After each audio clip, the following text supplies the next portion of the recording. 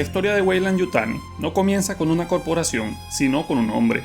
Peter Weyland nació en Mumbai en el año de 1990. Su madre era profesora de mitología comparativa, formada en Oxford, y quien llenó su infancia de relatos de dioses inmortales y la eterna búsqueda humana de la trascendencia. Su padre fue un ingeniero autodidacta, quien le enseñó al pequeño Peter a construir, experimentar y ver las máquinas como acertijos esperando ser resueltos. De esto, nació un niño con una curiosidad insaciable, un talento para la invención y la convicción inquebrantable de que la humanidad estaba destinada a algo más grande. A los 14 años, Weyland ya había registrado una docena de patentes en campos que iban desde la ingeniería biomédica hasta la robótica. Incluso siendo solo un adolescente, él ya mostraba las dos cualidades que definirían su imperio: una ambición sin límites y la capacidad de transformar ideas abstractas en tecnologías disruptivas. Por esto, mientras otros jóvenes de su edad se preocupaban por exámenes, Weyland ya diseñaba máquinas que podían transformar el futuro de la civilización. El 11 de octubre de 2012 se fundó la corporación Weyland. El momento era perfecto. La humanidad estaba al borde del colapso ecológico y tecnológico, tambaleándose tras décadas de inestabilidad climática, sobrepoblación y crisis energética. Weyland apareció en escena no solo como empresario, sino como salvador, armado con inventos que prometían un mañana mejor. El primer gran lema de la compañía reflejaba este optimismo: un mejor mañana hoy. El avance que consolidó el ascenso de Weyland fue el desarrollo de procesadores atmosféricos. En 2016, sus científicos utilizaron estas máquinas para generar atmósferas sintéticas sobre los casquetes polares. El resultado fue revolucionario: el deshielo se ralentizó, las temperaturas se estabilizaron, y en pocos años, la crisis climática que había atormentado a la Tierra por generaciones se declaró prácticamente resuelta. El nombre de Weyland se volvió sinónimo de progreso. De la noche a la mañana, su empresa pasó de ser una prometedora startup a la institución privada más importante del planeta. A partir de ahí, la expansión fue implacable. A inicios de la década de 2020, Weyland Corp había curado la mayoría de tipos de cáncer gracias al uso de células madre modificadas genéticamente. También fue la primera compañía en perfeccionar la auténtica inteligencia artificial, presentando en 2025 a su primer prototipo androide David 1. A diferencia de todos los demás modelos robóticos del mercado, David era indistinguible de un ser humano real, en el habla, el movimiento y el razonamiento. Para Weyland, el androide no era solo una herramienta, era una promesa, la promesa de que la humanidad podía crear vida propia e incluso superar su propia mortalidad. En 2023, Peter pronunció su discurso más célebre en una conferencia TED Global. De pie, frente a un público hipnotizado, declaró estas palabras: para aquellos de ustedes que me conocen, ya sabrán que mi ambición no tiene límites. Saben que no me conformaré con nada menos que la grandeza, o moriré intentándolo. Para aquellos de ustedes que aún no me conocen, permítanme presentarme. Mi nombre es Peter Weyland, y si me lo permiten, me gustaría cambiar el mundo. Y cambiar el mundo hizo. Menos de una década después, en 2034, Weyland Corp lanzó la clase de naves Heliades, la primera línea de naves espaciales capaces de viajar más rápido que la luz. Por primera vez en la historia, las estrellas estaban al alcance, no de los gobiernos, sino de las corporaciones. La colonización y la exploración ya no estarían impulsadas por banderas nacionales, sino por accionistas privados. La humanidad había entrado en la era de la megacorporación, y en el centro se encontraba Weyland. Hacia finales del siglo XXI, su imperio abarcaba todos los sectores: medicina, robótica, terraformación, contratos militares e incluso extracción de recursos fuera de la Tierra. Pero detrás de todos estos triunfos se ocultaba la obsesión personal de Weyland, la inmortalidad. Los mitos de su infancia nunca lo abandonaron, y a diferencia de sus padres, que perseguían riqueza o poder, Weyland deseaba nada menos que conquistar la muerte misma, y en un punto llegó a creer que la respuesta no residía solo en la ciencia, sino en los secretos de los creadores de la humanidad, los ingenieros. Esa obsesión impulsó los acontecimientos de Prometeo. En 2089, los arqueólogos Elizabeth Shaw y Charlie Holloway descubrieron antiguos mapas estelares que apuntaban a LV-223, una lejana luna vinculada a los ingenieros. Weyland, ya anciano y debilitado, financió la expedición en secreto. Oficialmente, era presentada como una misión científica. En privado, era su último intento desesperado de confrontar a los dioses y exigir el don de la vida eterna. Él se ocultó a bordo del USS Prometeo y se mantuvo en criosueño, despertando solo cuando la nave alcanzó su destino en 2093. Lo que Weyland encontró no fue salvación sino horror. El antiguo templo de los ingenieros resguardaba el patógeno negro, una sustancia capaz de reescribir la vida a nivel molecular. En lugar de otorgar vida eterna, los ingenieros solo le ofrecieron muerte. En sus momentos finales, Weyland demandó el regalo de la vida eterna, pero fue abatido por un ingeniero recién despertado. Su sueño de inmortalidad había terminado, dejando su corporación vulnerable. Tras el desastre del Prometeo, Weyland Corp entró en un periodo de inestabilidad. Ahora sin su fundador, la compañía luchaba por mantener el rumbo. Sus secretos, en particular los descubrimientos clasificados de LV-223, permanecían escondidos en archivos ocultos, pero sus rivales percibieron la debilidad. Fue entonces cuando apareció la corporación Yutani, con sede en Japón. Yutani se especializaba en comunicaciones, cibernéticas e inteligencia artificial. A diferencia del liderazgo ostentoso y teatral de Weyland, Yutani operaba de una manera más modesta pero efectiva, destacando en el control de datos, sintéticos y espionaje corporativo. A finales del siglo XXI, Yutani se había posicionado como la segunda corporación más poderosa de la Tierra, con la vista firmemente puesta en los activos de Weyland. El choque entre estas dos corporaciones titánicas no terminó en equilibrio, sino en conquista. En 2099, Yutani lanzó una adquisición hostil, absorbiendo a Weyland Corp en lo que se convirtió en la mayor fusión registrada de la historia. La nueva entidad fue bautizada como la Corporación Weyland Yutani, británica por herencia, japonesa por disciplina y absolutamente despiadada por diseño. Weyland Yutani había nacido. La propaganda corporativa no tardó en llegar. La compañía lanzó su nuevo lema: construyendo mundos mejores. Brillantes carteles mostraban colonos sonrientes bajo cielos azules, mientras sus reclutadores prometían aventura y oportunidades entre las estrellas. Pero bajo la fachada publicitaria, latía la misma obsesión que había definido la vida de Peter Weyland: la búsqueda del conocimiento y el poder a cualquier costo. En el amanecer del siglo XXII, Weyland Yutani poseía colonias, flotas, ejércitos e industrias enteras. Controlaba no solo la tecnología que sostenía la expansión humana, sino también a las personas que vivían bajo su dominio. Los empleados firmaban contratos de por vida. Los colonos se convertían en arrendatarios de mundos propiedad de la corporación. Trabajar para Weyland Yutani era ser propiedad de la misma compañía. Lo que había comenzado como el sueño de un solo hombre se había convertido en la institución más poderosa y temida de la humanidad.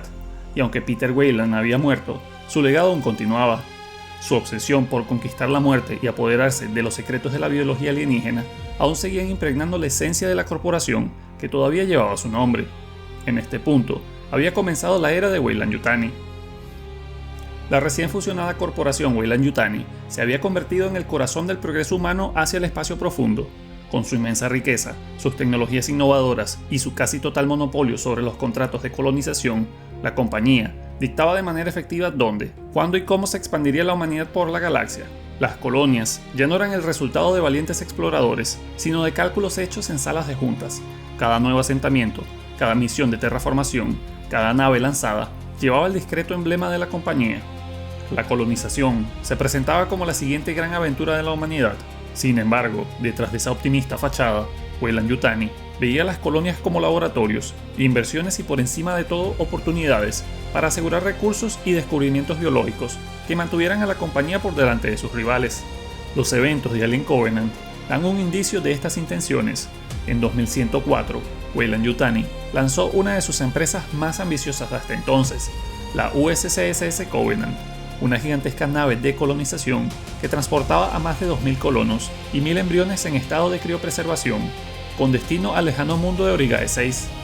Para los colonos era un viaje de esperanza, la oportunidad de construir una nueva vida lejos de las sobrepobladas ciudades de la Tierra.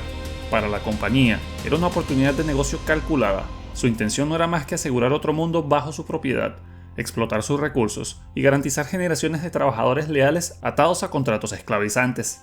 Pero la misión tomó un rumbo catastrófico cuando una señal desconocida desvió la nave hacia un planeta aparentemente habitable, más tarde identificado como el Planeta 4, el supuesto mundo natal de los ingenieros. Allí, la tripulación encontró a David, el sintético superviviente de la trágica misión del Prometeo, y al igual que sus antecesores, lo que hallaron fue puro horror.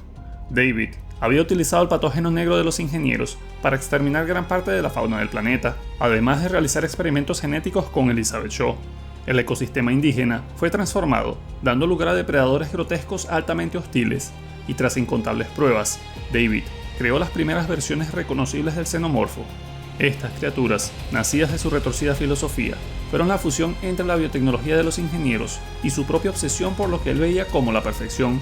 Al final de la película, el Covenant había sido secuestrado. David, haciéndose pasar por Walter, devolvió a la tripulación restante al hipersueño y trajo consigo embriones de abrazacaras a bordo. En este punto, su obsesión personal con crear al organismo perfecto se había cruzado con las ambiciones de la compañía. Aunque Weyland-Yutani no había ordenado la desviación al planeta 4, el destino del Covenant nos mostraba una posibilidad escalofriante. Si la compañía alguna vez llegaba a recuperar la investigación de David o sus creaciones, el xenomorfo se convertiría en su activo más valioso. Solo 18 años después, en Alien, vemos la verdadera agenda de Weyland-Yutani completamente expuesta. Para 2122, la compañía se había convertido en un imperio interestelar, administrando vastas operaciones mineras con decenas de naves y mundos. La USCSS Nostromo era una de esas naves, un remolcador comercial contratado para transportar una refinería y 20 millones de toneladas de mineral de vuelta a la Tierra. Para su pequeña tripulación de 7 personas, era simplemente otro trabajo, un salario ganado al servicio de la compañía. Pero Weyland-Yutani, como siempre, tenía otros planes. Cuando el Nostromo pasó cerca de la luna Acheron, también conocida como LV-426, su inteligencia artificial a bordo llamada Madre, interceptó una transmisión de origen no humano. Lo que la tripulación ignoraba era que el mando corporativo ya había determinado que aquella señal no era una llamada de auxilio, sino una advertencia, vinculada al peligroso organismo alienígena preservado en ese mundo. Siguiendo instrucciones de la compañía, Mother desvió el Nostromo para investigar. La tripulación despertó del hipersueño, creyendo estar obligada por la política corporativa estándar de responder a emergencias. En realidad, eran simples peones de sus planes. Cuando el oficial ejecutivo Kane fue atacado por un abrazacaras dentro de la nave de los ingenieros, la directiva de la compañía se hizo presente de inmediato, la cual estaba codificada en la Orden Especial 937, que era: Prioridad 1. Asegurar el regreso del organismo para su análisis. Todas las demás consideraciones son secundarias. La tripulación es prescindible. El oficial científico de la nave, Ash, resultó ser un sintético encubierto, programado por Weyland-Yutani para garantizar el cumplimiento de esa orden. Fríamente fascinado por el alienígena, Ash pronunció una de las frases más icónicas de la saga. Admiro su pureza. Es un superviviente al que no afectan la conciencia, los remordimientos ni las fantasías de moralidad. Esta escalofriante declaración encapsulaba perfectamente la filosofía de la compañía. Para Weyland-Yutani, el xenomorfo no era un monstruo, sino un reflejo de sus propias ambiciones, un superviviente supremo, despojado de debilidad e implacable en su adaptabilidad. El costo, por supuesto, fue la vida humana. La tripulación del Nostromo fue sacrificada como activos desechables. Sus vidas secundarias, frente al sueño de la compañía de convertir la biología alienígena en armas y mantener su hegemonía. Solo Ellen Ripley sobrevivió, destruyendo la nave en un intento desesperado por destruir al xenomorfo y negarle a la compañía su preciado premio. Pero esto no los detuvo. 2 décadas más tarde, los macabros experimentos de la compañía con respecto al xenomorfo se dejan ver nuevamente en Alien Romulus, ambientada a inicios de la década de 2140, entre los eventos de Alien el octavo pasajero y Aliens. Para este momento, Weyland-Yutani ya había expandido más su alcance, insertándose no solo en la colonización, sino también abarcando casi todo lo relacionado con la investigación genética. El eje central de Romulus es la Estación Renacimiento, una instalación secreta de Weyland-Yutani donde la compañía había comenzado a experimentar con los xenomorfos, ya que en su biología aún quedaban rastros del patógeno negro de los ingenieros, y los científicos de la corporación creían que este material mutagénico podía aprovecharse para reescribir el ADN humano mismo y mejorarlos. Su justificación para esto era simple: la humanidad era demasiado frágil para sobrevivir en los entornos hostiles del espacio profundo, e integrando rasgos de los xenomorfos como la resistencia y la adaptabilidad, la compañía creía poder diseñar una fuerza laboral más fuerte y duradera. Para supervisar estos experimentos, Weyland-Yutani desplegó otro sintético, esta vez llamado Rook, quien, a diferencia de David o Andy, era un androide totalmente leal a la compañía y sus intereses. Su presencia, al igual que la de Ash, deja ver la dependencia de la compañía en operativos artificiales para imponer su voluntad y mantener a raya a los empleados. Pero como es costumbre en la franquicia, cada intento de controlar al alien siempre termina en desastre. La estación fue totalmente infestada, los experimentos se salieron de control y, una vez más, los empleados de Weyland-Yutani fueron tratados como activos prescindibles, simples daños colaterales en la interminable búsqueda para descifrar la biología de estas criaturas. Hacia finales del siglo XXII, Weyland-Yutani se había convertido en algo más que una simple corporación. Ya era todo un imperio en básicamente todo excepto el nombre. Sus flotas transportaban minerales desde mundos lejanos, sus procesadores atmosféricos transformaban lunas estériles en colonias habitables, y sus contratos ataban no solo a los empleados, sino también a familias enteras a su servicio. Donde quiera que los seres humanos se asentaban, el logotipo de la compañía los seguía. El lema de la compañía, construyendo mundos mejores, ya no era solo un eslogan, era una herramienta de adoctrinamiento. Por cada mundo que prosperaba bajo el ala de Weyland-Yutani, otro era despojado de recursos o utilizado como campo de pruebas para experimentos peligrosos. Para el año 2179, la corporación poseía tanto de la infraestructura humana que la distinción entre el gobierno y Weyland-Yutani prácticamente había desaparecido. Uno de los ejemplos más reveladores de este imperio fue Hadley's Hope, una colonia establecida en LV-426 en el año 2157. Oficialmente cofinanciada por Weyland-Yutani en asociación con la Administración de Colonización Extrasolar, Hadley's Hope fue promocionada como un modelo de puesto fronterizo. Contaba con 158 residentes, hombres, mujeres y niños, que trabajaban como ingenieros de terraformación, mineros y personal de apoyo. Las familias firmaban contratos a largo plazo que, en efecto, los encadenaban a generaciones de servicio para la compañía. La vida en Hadley's Hope era dura pero rutinaria. La terraformación era un proceso lento y laborioso. Los colonos vivían en módulos prefabricados de acero, trabajando por turnos para operar los enormes procesadores atmosféricos que lentamente convertían la atmósfera tóxica de LV-426 en aire respirable. La compañía proveía comida, educación, entretenimiento y vivienda, pero todo a un costo deducido de sus salarios. Los colonos bromeaban diciendo que eran inquilinos de Weyland-Yutani, alquilando sus propias vidas a la corporación que los poseía, algo muy contrastante con toda la propaganda corporativa.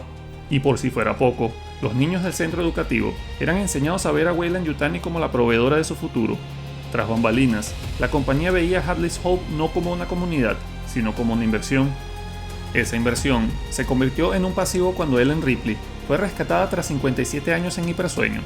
En los interrogatorios con los ejecutivos de Weyland-Yutani, se descubrió el incidente del Nostromo, advirtiendo sobre la criatura letal y la nave de los ingenieros que habían encontrado en el LV-426.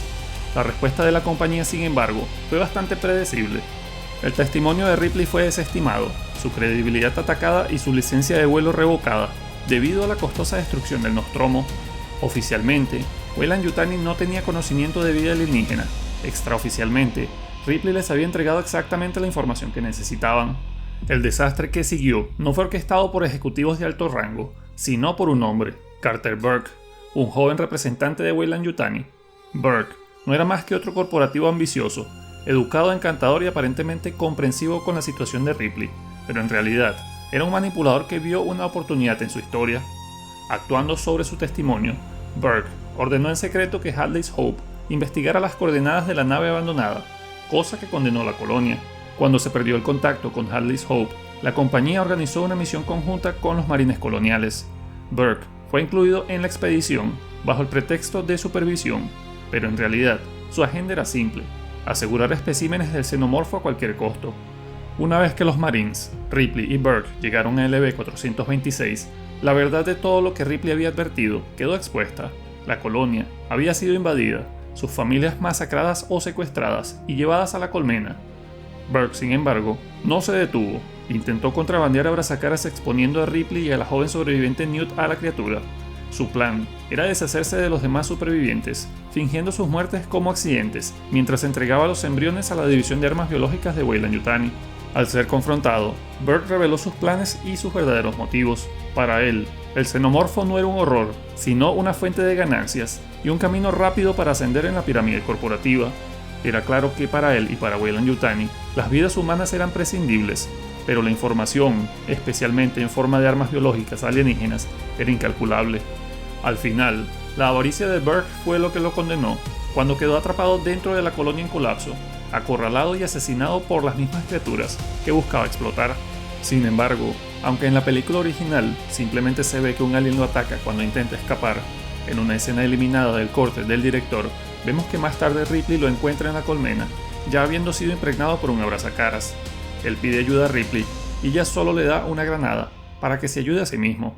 Su muerte fue justicia poética, pero todos sabemos que el villano mayor permaneció sin sufrir ninguna consecuencia verdadera.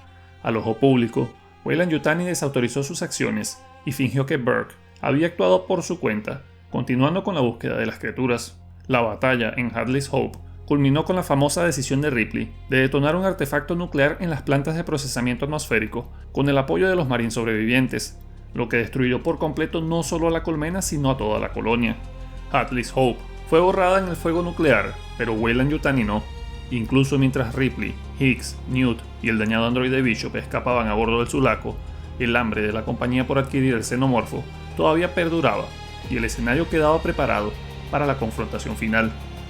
Alien 3 desafortunadamente comienza con tragedia. La cápsula de escape del Sulaco se estrella en Fiorina 161, una sombría colonia penal administrada por Weyland-Yutani. La colonia fue en otro tiempo una enorme fundición de plomo, reconvertida en prisión laboral para criminales violentos. Para cuando Ripley llegó, solo quedaba un pequeño grupo de prisioneros y personal de mantenimiento, viviendo bajo el control distante pero presente de la compañía. Sin que Ripley lo supiera, después del accidente de Hadley's Hope, el Sulaco había traído consigo a un infiltrado, un abrazacaras real, que la había impregnado durante su hipersueño, y en el proceso causó un incendio que hizo que su nave se estrellara. El mismo abrazacaras más tarde impregnaría a un buey o a un perro, dependiendo de la versión. Pronto el nuevo xenomorfo, apodado el dragón por los prisioneros, se liberó dentro de la colonia. Para Weyland-Yutani, este era el premio supremo, una reina viva incubada en la única superviviente del Nostromo y de Hadley's Hope. Cuando la compañía se enteró de la situación, actuó rápidamente. Se dieron órdenes de preservar a Ripley hasta que llegara un equipo de recuperación. Los prisioneros de Fury, como siempre prescindibles, y fueron abandonados a su destino. El alien los masacró uno por uno, mientras Ripley aceptaba la dura realidad de su condición. El clímax de la película trajo a Weyland-Yutani directamente a escena. Un equipo comando fuertemente armado llegó, liderado por un hombre que se hacía llamar Michael Bishop, casi idéntico al androide Bishop de Aliens. Afirmando ser el diseñador humano de la serie Bishop, aseguró que estaba allí para ayudar a Ripley. Él le suplicó que confiara en él, prometiendo que el embrión podría ser extirpado quirúrgicamente y destruido. Pero Ripley vio a través de sus mentiras cuando la fachada calmada de Bishop se quebró, cuando la instó a pensar en todo lo que podrían aprender de él. La compañía no tenía intención de destruir a la reina, sino que planeaba usarla para experimentos y más tarde como armas. En el último momento, Ripley tomó su decisión y se arrojó al horno de fundición, mientras el embrión dentro de su pecho comenzaba a emerger. Su sacrificio negó a Weyland-Yutani el premio que tanto había deseado y perseguido por casi un siglo. El incidente de Fury 161 fue el último intento real de la compañía, al menos en las películas canónicas, de capturar al alien. Durante décadas habían manipulado a colonos, engañado tripulaciones y sacrificado cientos de vidas humanas en su búsqueda del xenomorfo. El acto final de Ripley destruyó no solo ese embrión, sino también las esperanzas de la compañía de controlar alguna vez al alien. Para Weyland-Yutani, el fracaso en Fury 161 marcó el colapso de esa larga búsqueda de un siglo, pero para la humanidad fue solo un respiro fugaz. La sombra de la compañía perduraría en el tiempo, con sus archivos y todas sus ambiciones esperando en silencio la siguiente oportunidad. La era de la codicia corporativa había reclamado colonias, tripulaciones e incontables vidas, y aún así, Weyland-Yutani no había aprendido nada y seguía siendo la misma. La humanidad era prescindible para ellos, sus ambiciones eran prioridad. Para este punto, y durante más de 2 siglos, Weyland-Yutani dominó la expansión de la humanidad hacia las estrellas. Había resistido desastres, encubrimientos y fracasos catastróficos en su persecución del alien, siempre recuperándose con más mentiras, más encubrimientos y más tecnicismos. Sin embargo, para la década de 2290, Weyland-Yutani comenzó a enfrentar serias presiones financieras y políticas.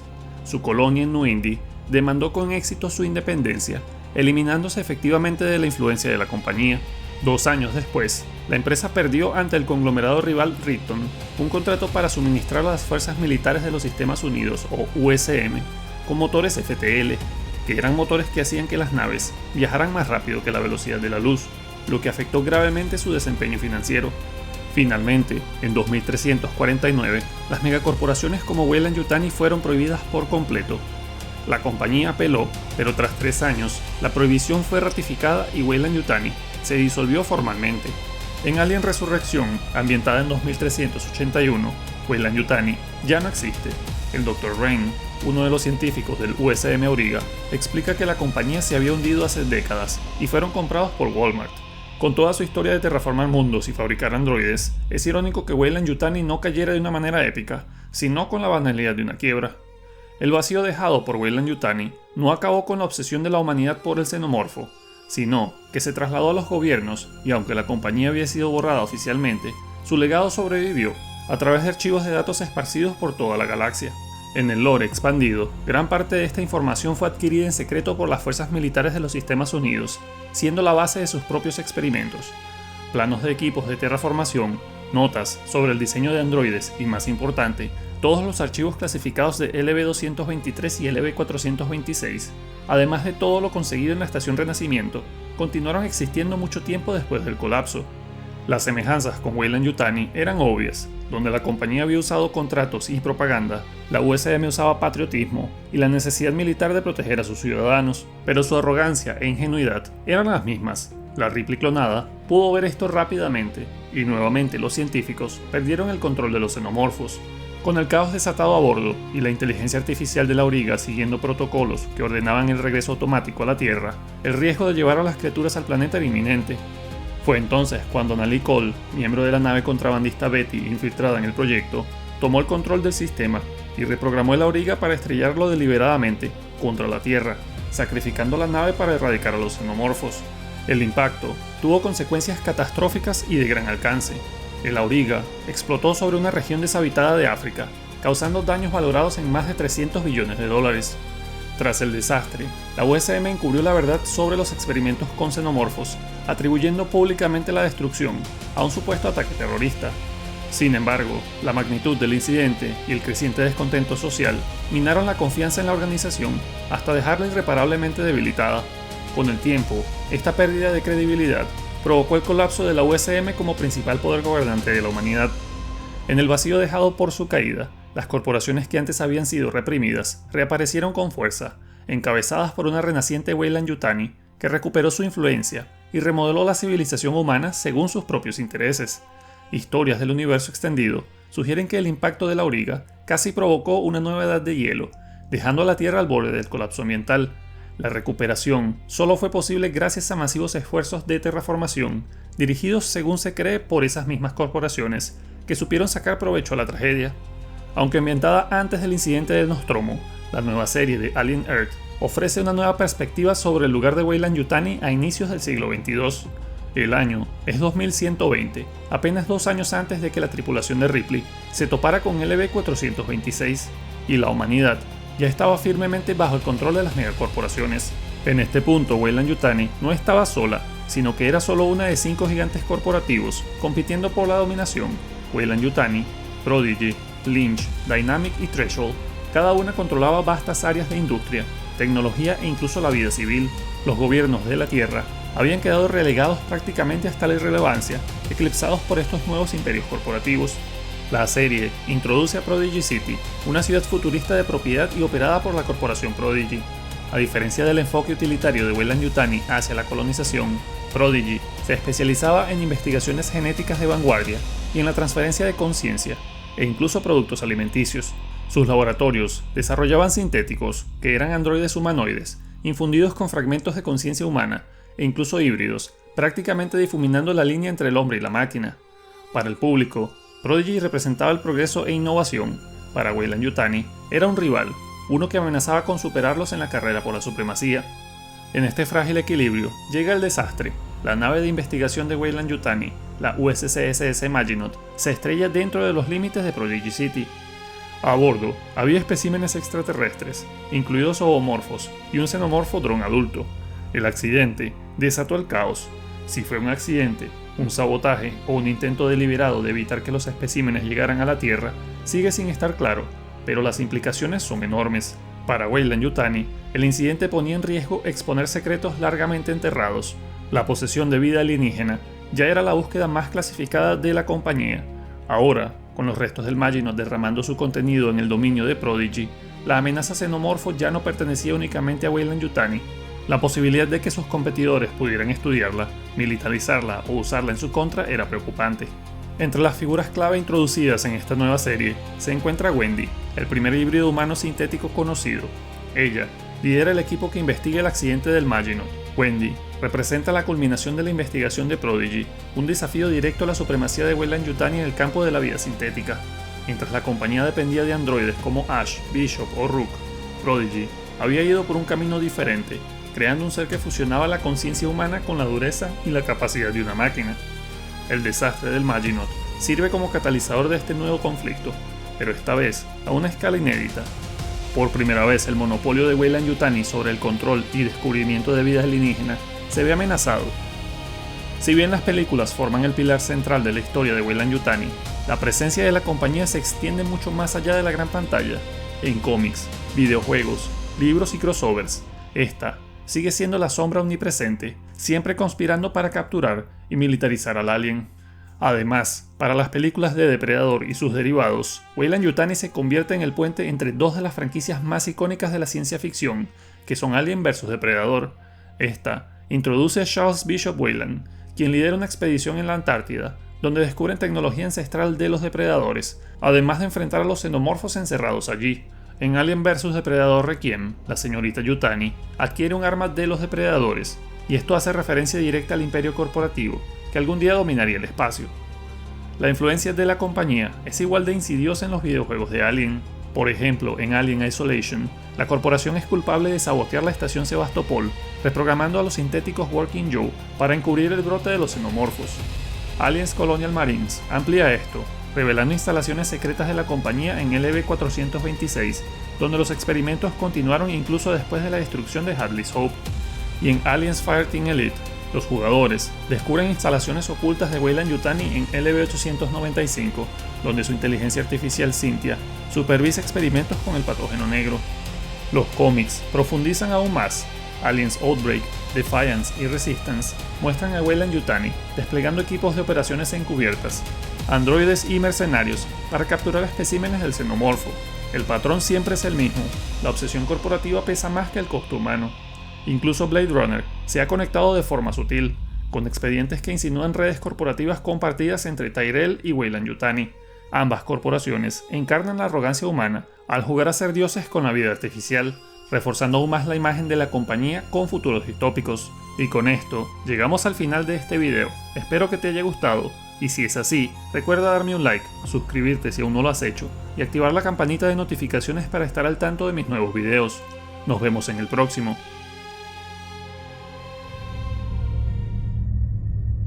¡Hey! Aún no te vayas. Si te gustó mi video, me gustaría recomendarte este video, o este otro video que está muy interesante.